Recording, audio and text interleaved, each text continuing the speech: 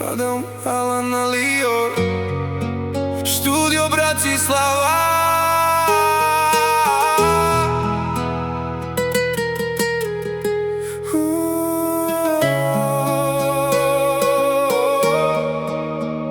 Betónové mesto, chlad v tieni budov, svet prepnutý na režim večných súdov. Kde zmizlo to teplo, čo hrialo nás v noci? Zostali len peste, hnev a pocit moci. Nikto nepočúva, každý len kričí. Slepá hrdosť nás všetko pekné ničí. Pochopenie ostalo niekde na pol ceste. Sme len cudzí ľudia v tom istom meste.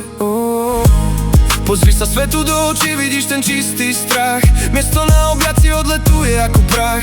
Každé jedno slovo je ostré ako nôž. Pravda sa strátila, vyhráva len lož. Bojujeme spolu, no nevieme prečo. Ego je len štít a hnev zbraňou večnou. Chceli sme len viac, no strátili sme smer. V armáde tieňou už nepríde ten mier. Pravda išla ku dnu, ostal iba tvrdý boj. Každý si dnes oblieka len nepriestrelnú zbroj. Už nie to mieru, už sa len útočí. Strach nám tu v tme hladí priamo do očí.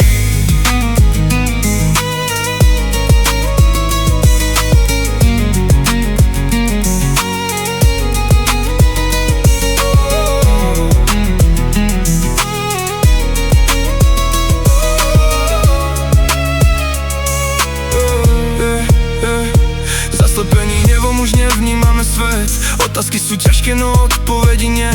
Rodičia sa strachujú, kde skončia ich deti. Keď na tento svet iba temnota svieti. Ak prídu hromy a blesky budú pádať, vždy na svoju rodinu budem pozor dávať. Budem tu pre nich stále, oni pre mňa tiež. Nerozdelí nás nič, ani ten skazený